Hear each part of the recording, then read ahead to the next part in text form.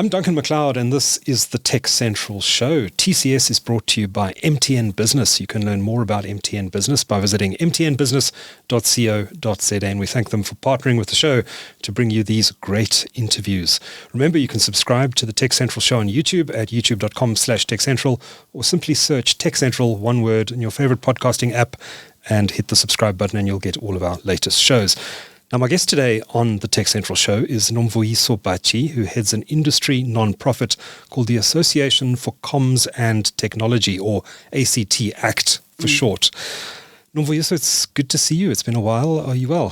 Thank you very much, Duncan. I am well. Actually, lovely offices that you have. Your studio is quite beautiful. Thank you for having me. Thank you. It's an absolute pleasure to welcome you to our studios. Now, ACT is a non-profit entity that represents 6, is it, of South Africa's major telecommunications operators. Who are they? So it's 6. It's Cell C, it's MTN, it's Rain, it's Liquid Intelligence, it's Vodacom and Telkom. It's those 6. Okay. Yes. Okay. And it was established around about 2 years ago, maybe a little bit longer than that now. Yes. You had a launch at Melrose Arch. Correct. Why was ACT founded? ACT essentially was founded on 2 principles that in terms of the ICT ecosystem as it stands, we needed to ensure that every decision that is made in South Africa is made on research that is evidence-based from a policy point of view. And because for the last, at least this year, 21 years, since 2003, there hasn't been a policy that is involved with empirical evidence-based research. So that was the main thing. Then secondly was to ensure that the network operators and in themselves, when it comes to issues of mutual interest, they speak with one voice so that they're not confusing stakeholders such as, let's say, regulators and policymakers, especially at the time that they were, 5 of my members were recently at that year, were given spectrum by the South African government. So as they were about to roll out the spectrum, what does that mean in the main? But also, we had other challenges, such as uninterrupted power solutions that we had to look at. So it's a broad topical issues that we look at, from South African Revenue Services, National Treasury, DTIC, our communications and technology. So that's what we do. So do you spend most of your time then speaking to regulators, to policymakers and the like? Mostly. In addition to your 6 members, of course. Yes, mostly it's ensuring that the regulators and policymakers have the most up-to-date information when it comes to their decision-making, and also try to demonstrate to them on items that they have not yet made decisions on. For instance, if you think about it, like diesel rebate, for the telecommunications sector that we applied for, we had to demonstrate that connectivity is a human right. It's a basic human right, the same as water, the same as electricity, that people cannot be without connectivity.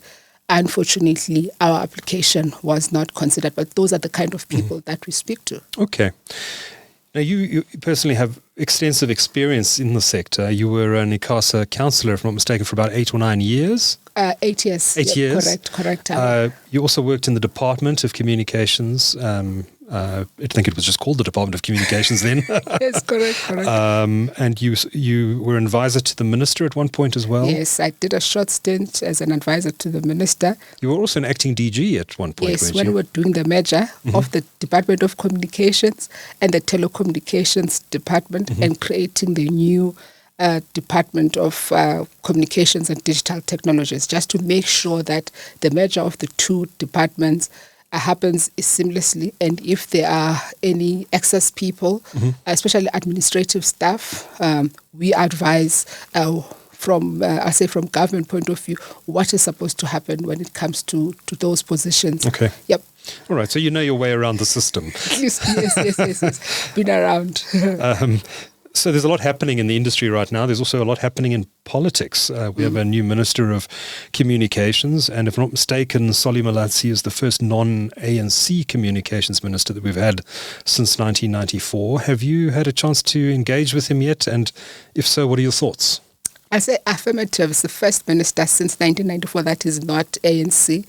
I must say, I've had engagements with him, and the impression that I have of him is a very pragmatic man. He is not driven by political agendas. He is about the business at hand, and he's very, I'll say he's very welcoming in terms of new ideas, and he'll just say, give me a minute, I'll read up on what you've sent to me and apply my mind, because he realizes that has been established, that office has been established in terms of the law. And one of the things that impressed me about him in our engagement, it always involves the deputy minister.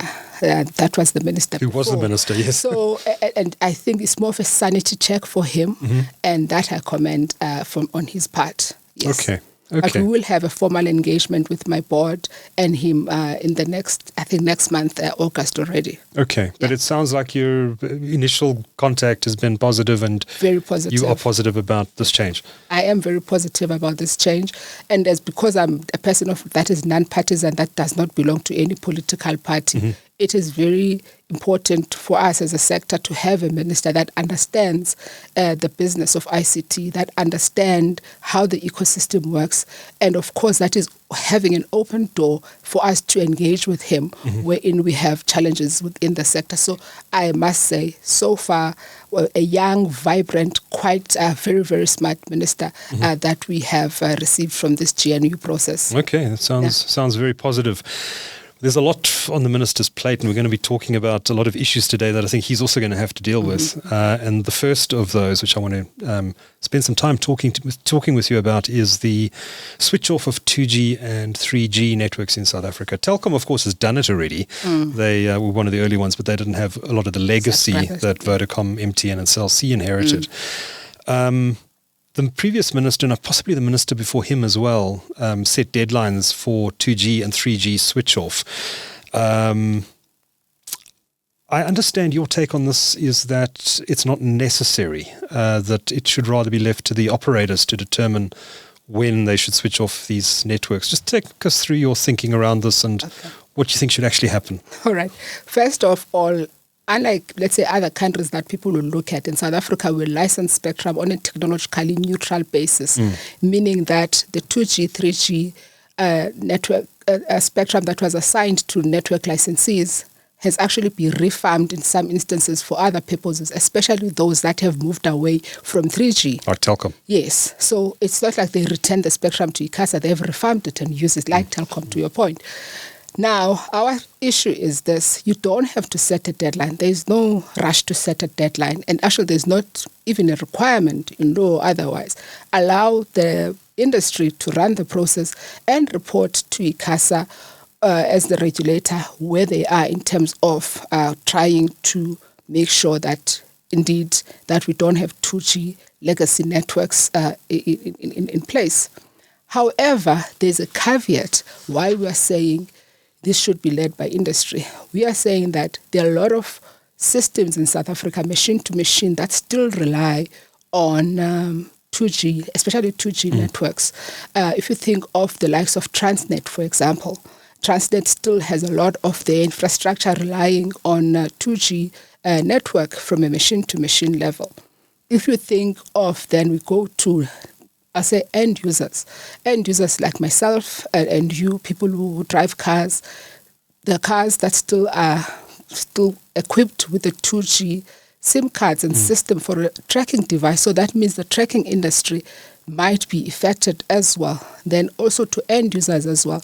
There are a lot of people that cannot afford 4G handsets and are still, even here in Gauteng, are still relying on 2G handset just from an affordability point of view, because they just want to be contacted on the handset. They can't afford a device such as a 4G.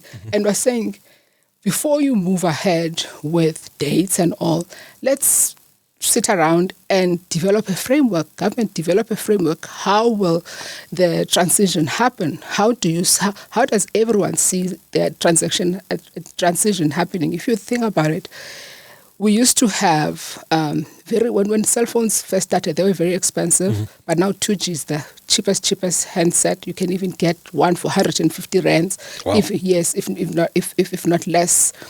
But a cheapest 4G handset starts at, if it's not on special, starts just above 1,000 rands. If you think that of our unemployment rate, the people that rely on social grants, there's no ways that they can afford that. And the reality is that because cell phones do not belong to network operators, they belong to OEMs. The OEMs themselves, they know that the 4G handset is taxed as a luxury good in South Africa. Therefore, an ordinary person cannot necessarily afford a 4G handset. So we're saying, come back, let's talk about how to implement this. Yes. So are 4G handsets, are the taxes applied to the smartphones different to the taxes that are applied to a 2G device, for example? So 4G, so I'll make the example because I have an older phone. I think I have a 4G. You know that there are handsets that cost 30,000 and above. Yes. And you won't understand why is the person spending so much. That will be your 5G handset. When we're not even talking about. So 4G and 5G, including their components in the South African context, beyond the VAT tax, beyond the, let's say, because most of the handset are not manufactured in South Africa, beyond the import duties, there is a luxury tax that is imposed on it.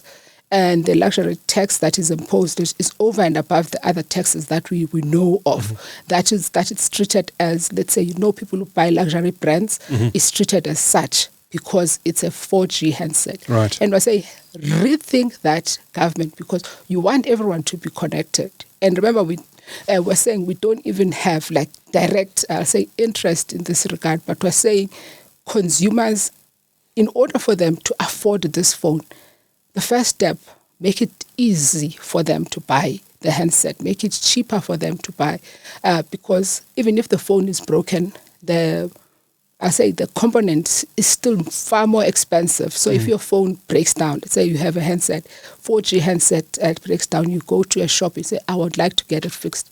They will advise you straight up, rather buy a new one because the components are as expensive. Yeah. Yeah. So, I mean, what should... We zero rate basic goods like maize meal and I think fish and bread and that sort of thing from VAT.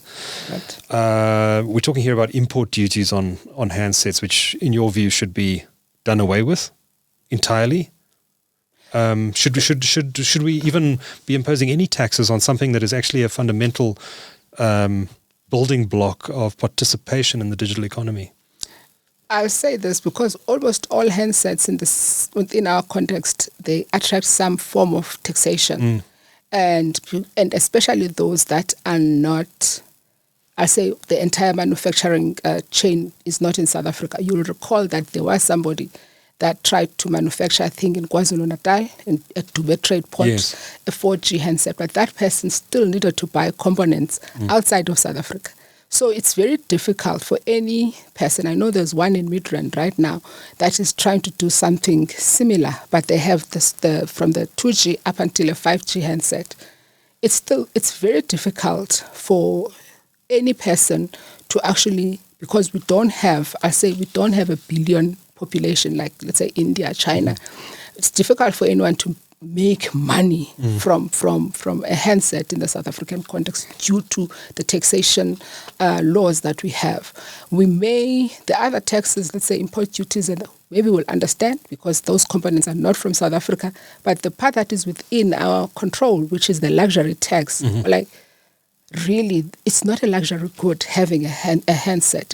Can you make it easier for people to actually have access to a handset? That's what the point was saying there. Yeah. And that'll then help people get off 2G and 3G devices and onto those 4G devices. But correct. In your view, should the minister be setting deadlines for 2G and 3G switch off at all, or should it just be left entirely to the industry? Is there a role for the minister in this process?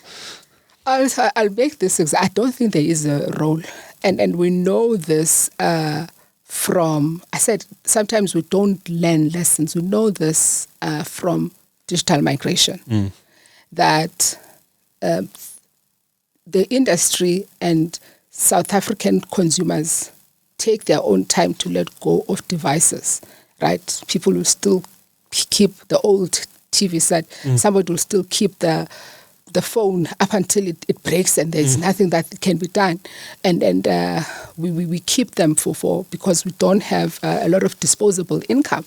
So to set a deadline, it's almost like the deadline is arbitrarily set. No one is looking at the impact of what will happen. So where we are as ACT, we're like, this is not a role of a minister, certainly, but a regulator can be given guidelines to say, oversee this project, make sure that South Africans actually are not using 2G handsets.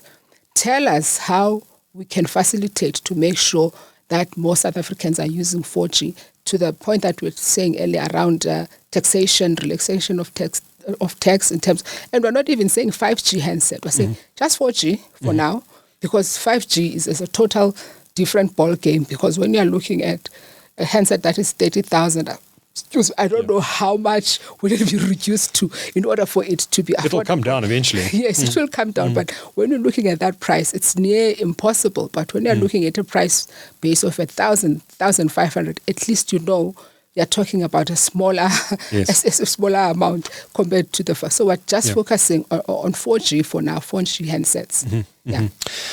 I know there was some noises. I don't know if anything was ever gazetted or any policies or regulations were introduced, but there was some talk about banning the importation of 2G and 3G handsets so that people aren't still buying them. I believe that today you can walk into Pep stores or Ackermans or wherever and buy a 2G handset. Doesn't that make sense? Shouldn't there be a policy in place that says, sorry, we can't import these anymore? Probably coupled with the scrapping of import duties on 4G devices to bring the cost of those down. Yes, that is the conversation we had in the previous administration with the Department of Trade, Industry and Competition. And we said this is one of the things that they must consider, that they must scrap it as they have done with the dumping of the older TV sets. However, I'm sure they're doing their own internal processes. We still have to have engagements with the new administration. That is what we prefer, that indeed there shouldn't be any resale of 2G handsets. That's one. Also, from an Icasa point of view, we actually sent them a proposal as to how they must consider removing the 2G type approval certificate. Remember, the challenges also start with the type approval certificate, because that type approval certificate still sits on the numbering system of Icasa. So you can bring a 2G handset. Whereas if Icasa consults and say, this is the plan for South Africa, we want to move to 4G, we want to remove this 2G, 3G certificate, but your 2G, 3G handset will still be supported in South Africa up until the product is like obsolete. But they also need to do that as a first point of call. There's of course a new minister in DTIC as well. Have you had any engagements there? Not yet. We haven't had any engagements with the minister at DTIC yet. It's one of the ministries that we are looking at engaging with. Also, as well, Minister of Finance from a taxation point of view, because we had previously written to, I think, what is it? Revenue Services. Someone almost called it the old word, Revenue Services. Receiver of revenue. yes. So then, when I grow up, I want my job title to be the receiver of revenue. Yes. And then we advised there towards the end of the administration, of the previous administration, look, we only implement as the receiver, we only implement the taxation. The person that we need to speak to is the policymaker, and then we can start the conversation. So although the minister has come back and one deputy minister has come back, we're assuming that it's a new administration, so we'll have to restart the conversation once again. Okay. Yeah. Okay. So some of the network operators have suggested that 3G will be the first to go and that will actually keep 2G networks in South Africa. Do you concur with that view? So 3G is still, I'll say, a lot of them, you can see, there's even fewer handsets that are 3G that are in the market. I think they've proactively moved subscribers from 2G, no, from 3G, apologies. I think even Icasa's report last year actually even points to the fact that there's fewer connections for 3G, and actually 3G connections have remained are actually reducing. Okay. So especially, I say Vodacom and MTN, proactively, they are actually making sure that 3G is not there. Here lies the problem with 2G, right? 2G, especially in rural areas, think of the rural provinces. 2G is able to cover a larger area. Because of the spectrum band it's using. Because of the spectrum band it's using.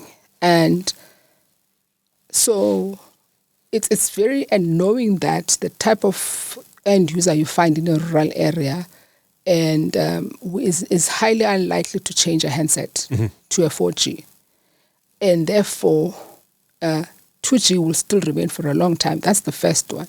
Secondly, for the reasons that I said earlier, especially for machine to machine, because this is a quite expensive machinery if you were to chat to Transnet and the guys that are doing tracking of cars, they have to recall a lot of cars as to what does this mean. So it will still be with us for a while, but there has to be that, I'll say, for new word that people are, there has to be a journey, a roadmap that takes us there as to how are we going to ensure that 2G, especially from a connectivity, from a cell phone connectivity, is actually not longer in our system. How long will it take us there? We know how many years my digital migration took us. So how long? What are the building blocks are we putting in place in order for us to reach there? So that's the things that I'm saying. For me it's because you have this machine to machine problem. It will be with us for a long time. I've heard suggestions that what we may end up having is a very thin sliver of spectrum used for 2G to support these legacy applications, these embedded SIMs at Transnet and elsewhere in the security companies and logistics networks, etc., that just a few megahertz of spectrum be reserved for 2G and that the rest is then allocated to 4G and 5G. Do you think that's what we're going to end up seeing, this thin sliver that's going to be with us for decades to come? I'm not sure the size, because we have the issue of rural connectivity that still needs to be taken care of. And if you are looking at if the other building blocks are not there, let's say 4G handsets and everything, it might not be that thin, right? Might not be that thin. But if we're committed to ensuring that a lot more people are connected and have 4G devices, then it will be very thin, just to support those services, because it's, when I looked, when we had the conversation with Transnet, I was like, okay, it looks like we'll have this for the next at least 20 years, because they've made huge investments. They've made it's a huge investment to expect a person to change, and those are the people that were open with us to say, look, this is where we are. We and you know how much money government is putting to Transnet. Why would they fix something that works, right? And there's no incentive for them to fix such for a system that is working for them. Yeah. Let's talk about some other issues now. Okay. The other things you have on your plate. One of them, touch wood, there's been no load shedding now for about 120 days. Yes. Not sure exact number of days, but it's somewhere in that region.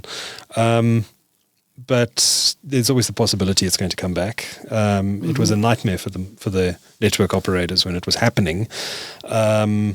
Maybe just take us through the impact that load shedding has had on your members and how they've been dealing with it, and what some of the issues are that you've been discussing with the regulator and also the policymakers around this issue. Okay. Perhaps let me start with your opening statement, the 100+ days of no load shedding. There is no load shedding, but there is load reduction. Right. And I'll make the very simple example. I stay in Pretoria, one of the affluent suburbs.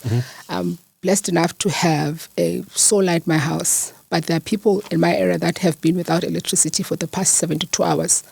Wow. Oh, yes. The councillor keeps sending WhatsApps and says how there's no ETA. He does not have ETA. People have been without electricity. So there is that load. So whilst it looks good, I'll say at a national level, there are pockets wherein load reduction is happening. And then there are pockets wherein infrastructure, due to the load shedding that was happening before. So, for instance, the site that is closer, the substation closer to my house is called Mirage. It just trips, just for no reason. So there is that. So there is that. I'll say reduction and of network of quality in terms of the connection for electricity. So the municipal infrastructure. Exactly. It has really diminished. And Tshwane is a big metro. It's not a small metro.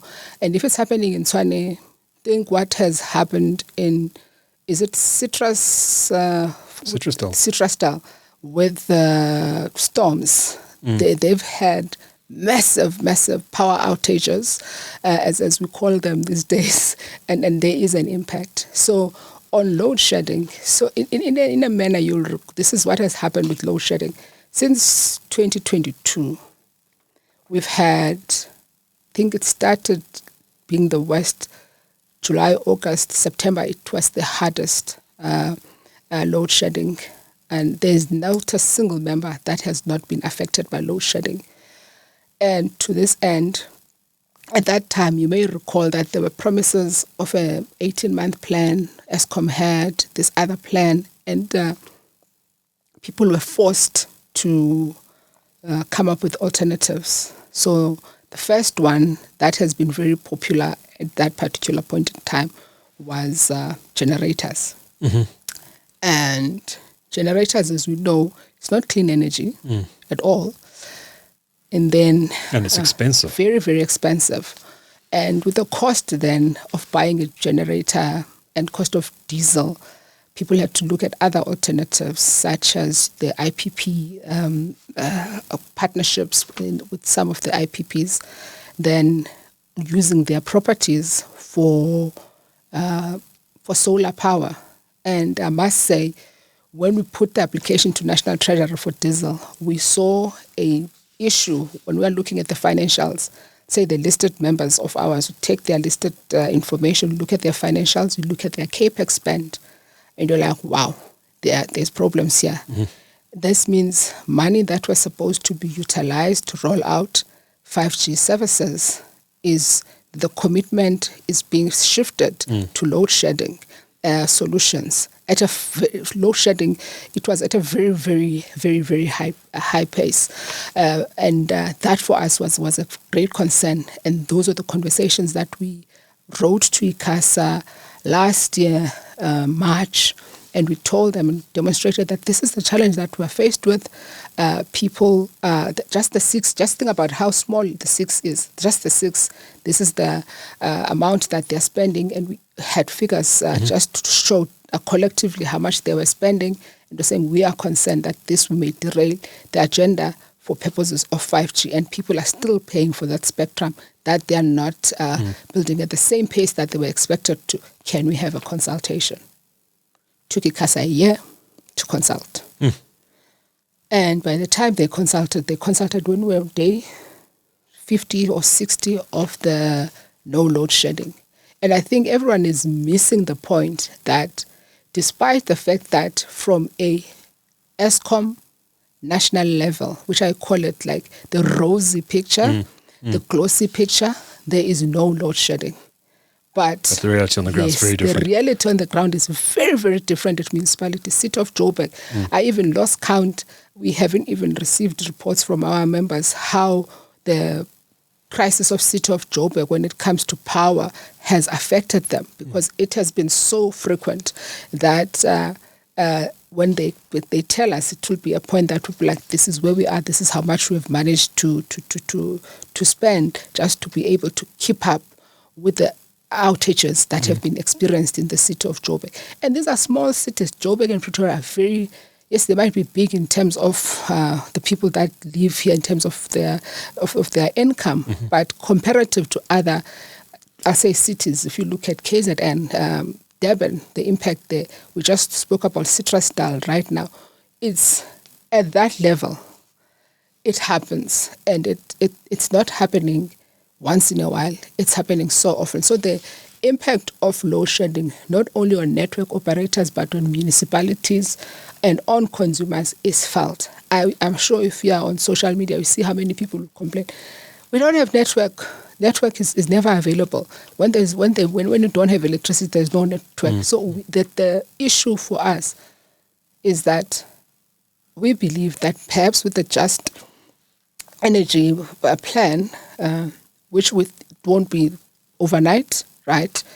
We believe that perhaps there will be a long-lasting solution. But I don't think regulators, especially those that are outside electricity that are dealing with network operators such as Icasa, should blindly accept what has been reported as the 110 days, 100 and whatever days of That's not the reality of what's actually They must happening. they can even go to their counterparts at NERSA and say, just tell us, city by city, what is going on. If let's say, they have to do their own sanity check, just to check there as to what's happening at City of Cape Town, what is happening in City of Joburg, Tshwane, you name it. So that's what we're saying, that the impact is felt by everyone at this particular point.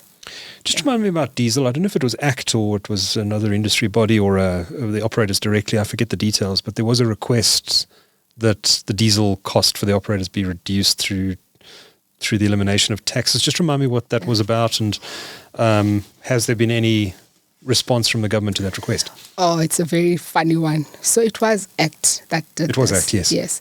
So because the cost of diesel was just going so high, then we elected, okay, let us make an application to government to consider, like they've done in the agriculture, in mining and food processing, that diesel, for purposes of connectivity, not be taxed for there's the road accident fund component. Yes. Right. So the road accident fund component has different pricing in it. So we just wanted them to just remove the tax for about 6 cents per litre. And we had the engagements with National Treasury. They told us, look, your application is receiving attention, but we are not going to give you a formal response. We don't respond to anyone, but you must listen. Yes, I like your face. You must listen to the minister's budget vote speech. Should your sector not come out, that means you are not successful. Wow. Yes, it's quite shocking, right? So we write back to them. We're like, okay, say there was a defect in our application. How will we know? Can you please tell us what is defective in terms of our application? How can we improve? Because there's no point in putting an application year in, year out. And then you're still given like the same answer. Wait for the minister's budget vote. Safe to say, we did not receive a response. Good grief.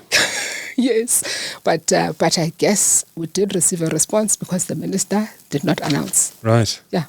Wow. Okay. And it's in writing. It's quite bizarre. That is bizarre. Yes. That is bizarre. Okay. So will you write again? We are thinking about it, especially now because we know that some of our members, we just want to check the data, how much they're spending on, because that year, in a period of 6 months, they had spent in excess of just under 1.1 billion just in that period. And it was quite a lot. And if you're thinking that our members are not the same in terms of size, and one member did not even have a generator, we were only looking at 5 members. That's how bad it was in terms of It almost seems like we often talk about policy conflicts in the telecom sector where, the government in effect sets a policy that affects Telkom, in which it owns a 40%, whatever it is, stake. The National Treasury is collecting taxes when there's load shedding from operators buying diesel.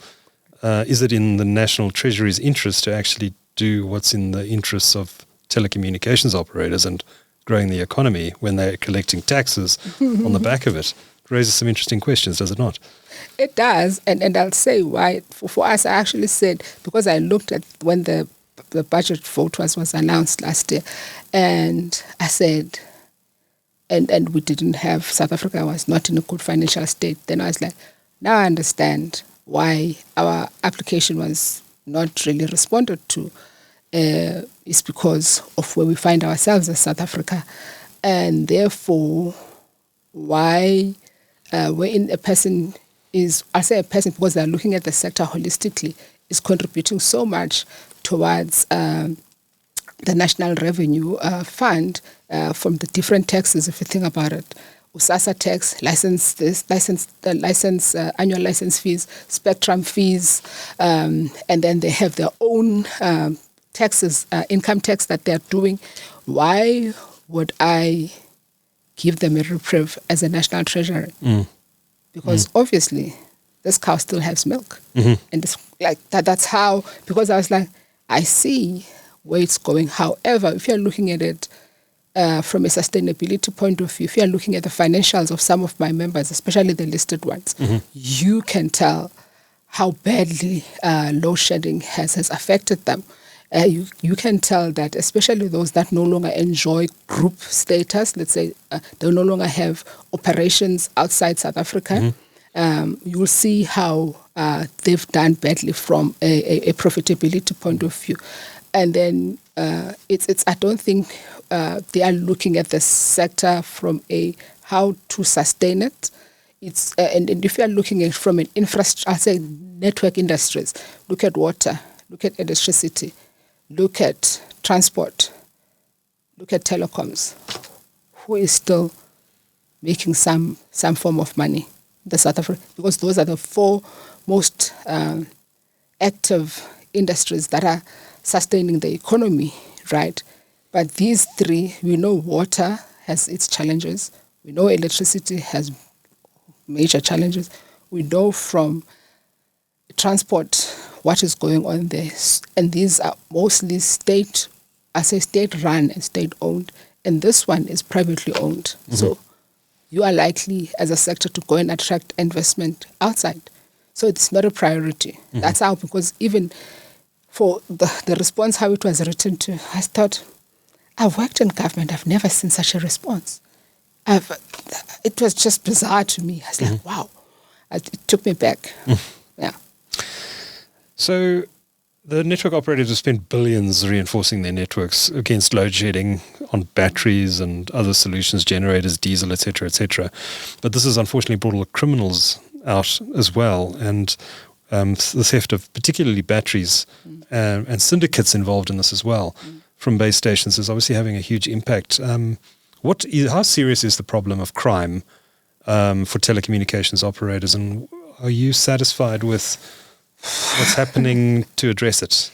I was going to say it's extremely, extremely serious, and it is so serious that a couple of weeks ago, with two other industry associations, we had to, within the ICT sector, which is Comreg and Digital Council Africa, we had to sign a memorandum of understanding as to how to deal with the issue of economic sabotage of critical infrastructure.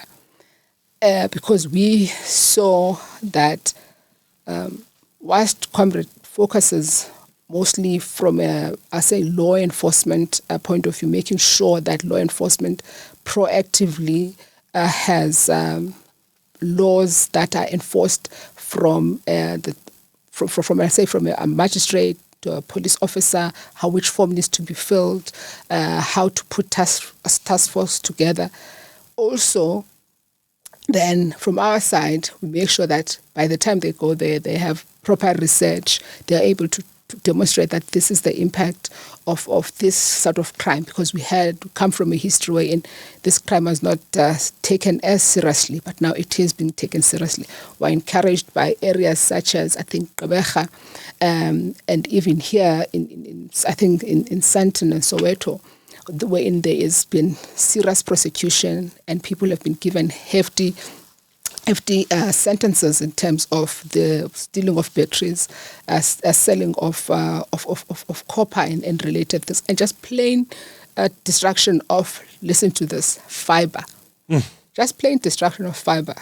So So we have that relationship that we have established, that it is that serious that we know there are other crimes that are also critical, but we are saying wherein there is vandalism, wherein there is destruction of infrastructure, wherein there is theft, it means that community will be disconnected for a while. They will not even have access to emergency services. The police will not even know what is happening there. And ambulance is not even about just being economically active, just the most basic of things. The fact that network operators are required to connect schools. Some of the schools will just be connected for the fun of it, but the infrastructure is not active because it has been stolen. So we have put together that MOU. Now we are putting together a proper program of action that will say over the things that we've identified, the research, the PR, the relationship with law enforcement agencies, what more can be done and how quickly it needs to be effected, because now we realize that there's a new administration. We have to talk to different people. We have to introduce ourselves to Minister Senzo Mchunu, because he has a different posture, which from reading, it looks like it's very good. So, yeah, those are the things. It's very bad. And some of the campaigns that we were running, even on community radio stations, you will laugh. I only know 3 languages in South Africa, right? And they will take me to a radio station. I don't know the language, but they would translate it for me as I speak in English. They'll translate and they'll explain to communities the network belongs to you. Wherein you see people that you do not know in your area, call this number. You have a number on your phone that you can call. If you have a Vodacom, MTN, Telkom number, RAIN number, these people are the people that will make sure that you do not have connectivity. Inform your South African police services that there are people that you do not know in your area. Especially there was a time, a week, wherein it started from PE, Gqeberha, Grahamstown, Queenstown, somewhere in the Transkei region, going down, up until in KwaZulu-Natal. We looked at the map, we couldn't believe it. So obviously this is like the same people, but they're targeting areas along the road, but rural areas. And we're like, no, something's got to give. Let us try and do things differently. So it is a massive issue. And then the sad part is that the batteries are not even available for resale in South Africa. What happens to them? They go across the border. How do they get across the border? They just walk across. I don't know how they go across, but there's no use for them in South Africa. You can't use them for anything. Yeah, but can they be used across the border? And how? I don't know. Huh? You'll never know. People are innovative. Here, no one can use them for anything. Even at a scrapyard, they have no value. Right. Within our context, and it's mostly, we've seen, I think, Namibia, Zambia, and a bit of Zim is not as bad. Okay. Yeah. You're still going to meet with the police minister, the new police minister? Not me. I'm sure it will be Comrec. Okay. Yes, it will, because that's more law enforcement. Okay. They are the ones that deal with the risk of everything, and they understand the law enforcement issues, how they happen. Yes. I was going to ask you what 2 or 3 things would you like to see from the police minister to try and fight the scourge? I mean, are there easy wins? There are easy wins that we've identified. For starters, which we've seen even here in Gauteng. First, a partnership with the police, the network operators, and the communities themselves. Those things work. We've seen them in Soshanguve, we've seen them in Soweto, including the Community Policing Forum. Those we've seen their work. That relationship has to be strengthened, and you don't let go because there's a change of leadership, let's say within SEPS. And then SEPS itself has to ensure that the appropriate forms are completed, the proper statements are taken, so that National Prosecution Authority has a good case that they can take forward. So it's more about proactive, and also when that does not work, what is the next step? So those are the things that we have been working with, that to say, lead the charge, Comrade, because you know all the players there, and these are the things that are of importance. Okay. Yeah. Okay. I want to chat a bit about spectrum. The MultiChoice and I think eMedia as well have both said, I forget where they said, it may have been an Icasa process, but they said, hands off our spectrum, anything below 690. We've given up the digital dividend bands to the network operators. Everything below 694, hands off is for broadcasting. I know there have been talks in other markets about potentially using some sub 694 spectrum for telecommunications. Does ACT have a view on this and how that spectrum should be allocated?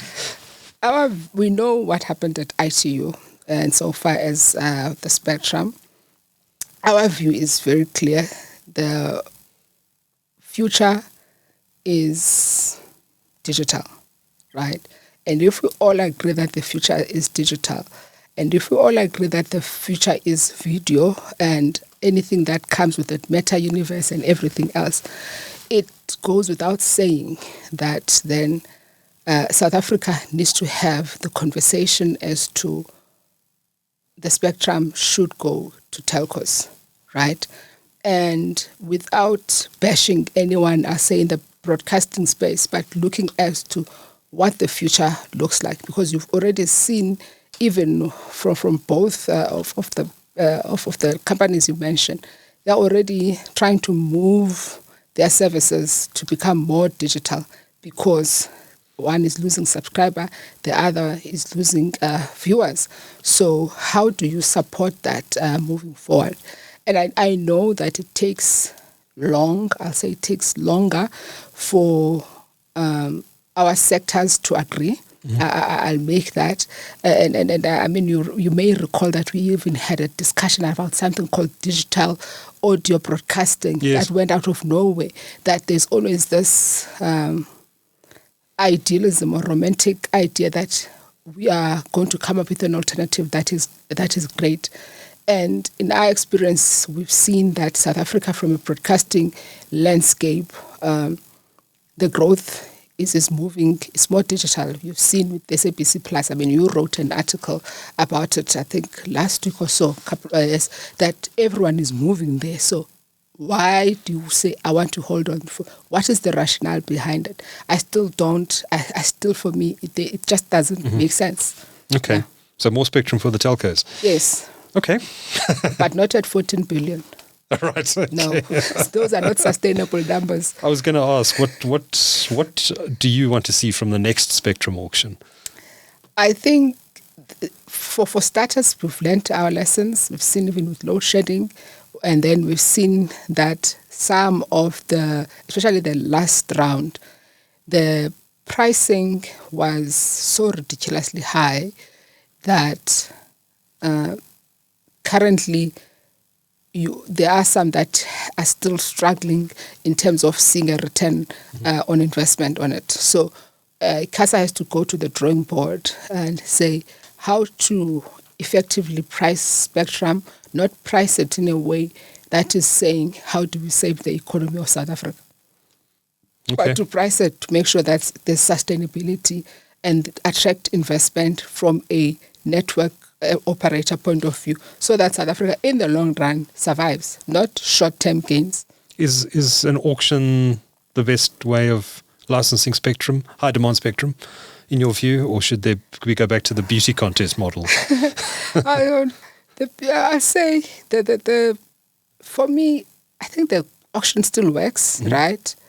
But maybe not the high reserve prices. Yes, the issue is that high reserve price. That's where the problem is. I think it works because it just actually shows you practically what is possible.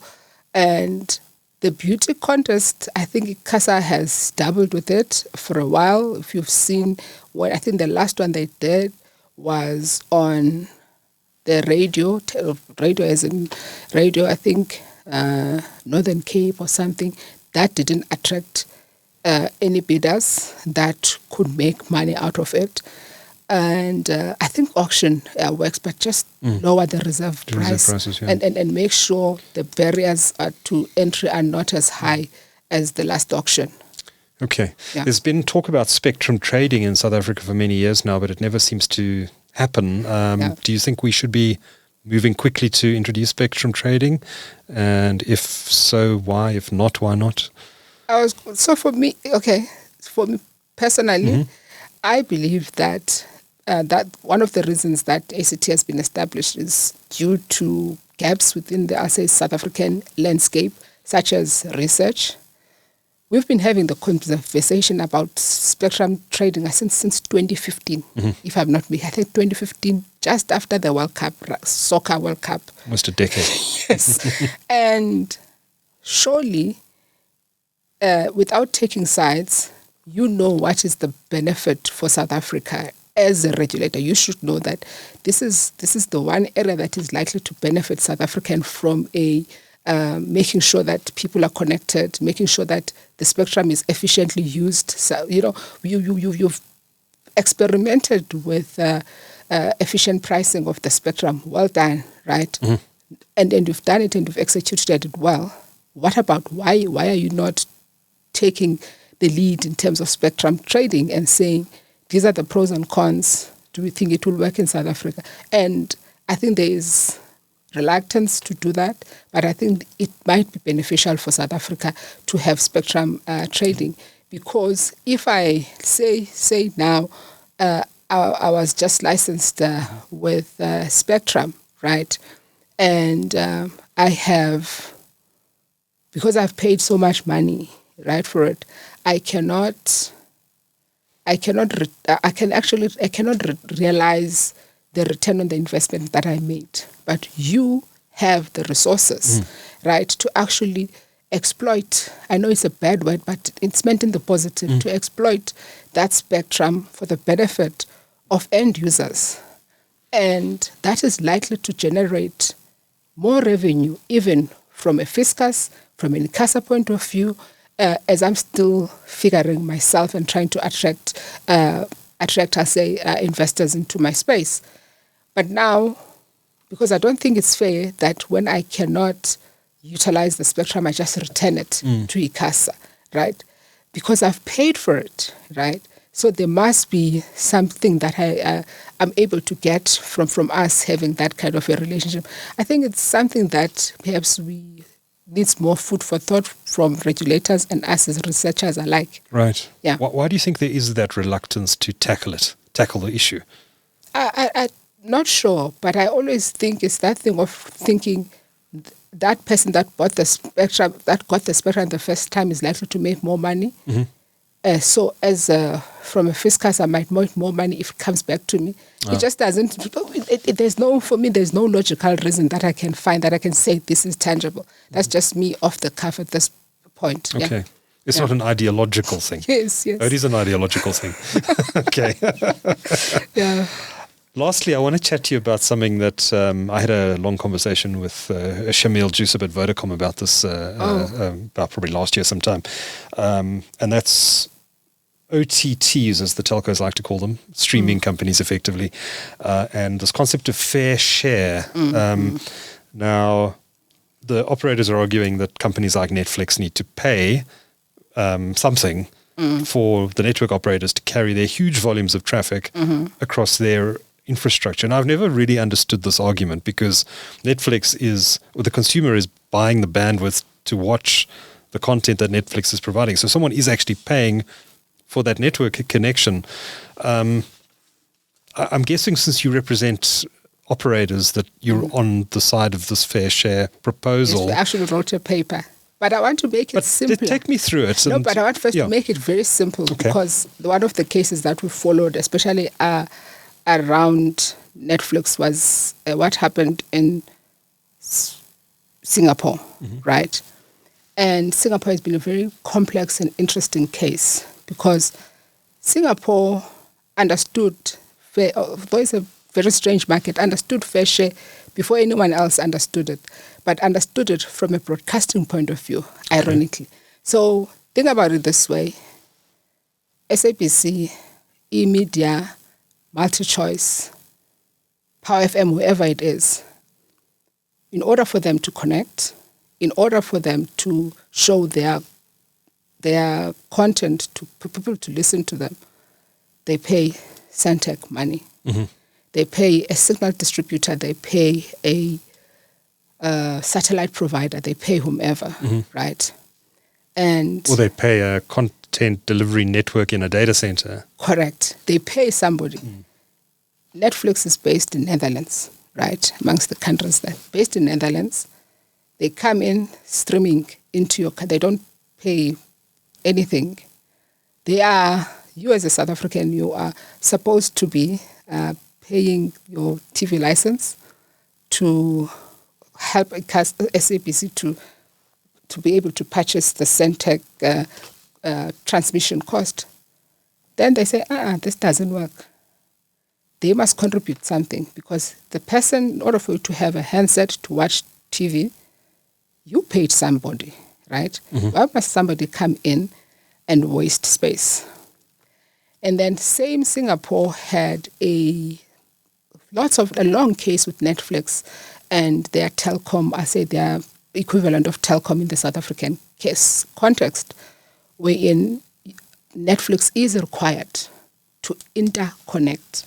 Like, interconnection in our world belongs in mobile to mobile, fixed to fixed, that kind of thing. To sign an interconnection agreement, they refused for years. Save for this year, they lost Netflix and they are compelled to... They lost how? Through a court case, through policy? Court cases. Okay. Court cases on appeals, cross appeals. And essentially it says, interconnect and thou shalt pay the telco a network operator X amount, pay it to year X. That is the extreme example. So now you go to countries like the US, certain states, EU, except the UK. I always make that exception, wherein they're saying, in order for you, think about it, that you pay in South Africa, you pay a fixed amount for, to connect to your data. So you have Wi-Fi connection at home, you have a fiber line here at the office. You pay a fixed amount with guaranteed speeds, that your speeds will be X amount of speeds and at this particular point. And from a network point of planning, they have planned that this is how much you've consumed, this is how much you are likely to consume in the future, and let's say you have future children and grandchildren, this is how much you're likely to utilize. Now comes Netflix with all its conveniences, right? Netflix, you pay Netflix, 200 and whatever rands. I don't know, my husband pays for these things. $199, I think, yes, the ultimate package, yes. Men always pay for these things. So you pay the amount that you pay Netflix. Yeah. Right? And that's it. Nothing else happens within the South African context. And then a network operator now has to adjust the quality of service for me and you to watch the Netflix at the quality that we were used to from watching any other, video. And it's not Netflix alone, it's a number of them. And we are saying, one of the proposals that we're putting forward, fair share, they must assist in terms of building their networks. And government has a number of options that they can look at. They can even make them, because remember, there's an expectation that there must be high-speed internet in South Africa.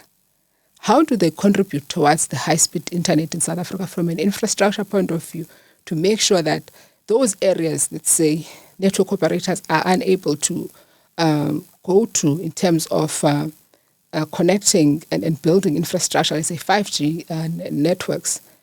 Let's put a fund so that there's that infrastructure is built there, so that we are able to roll out good services for everyone.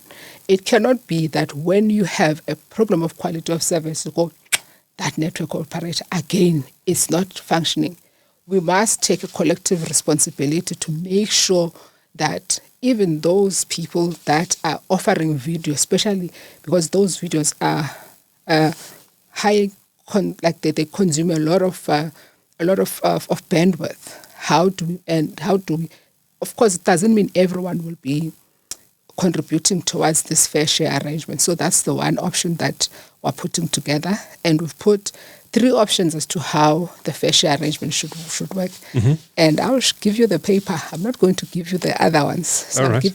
Our paper is finalized, but it is with the editors just to make sure that it looks and reads correctly. It has the data that is required. And we will be launching it just to show this is what research shows, this is what our context in South Africa says.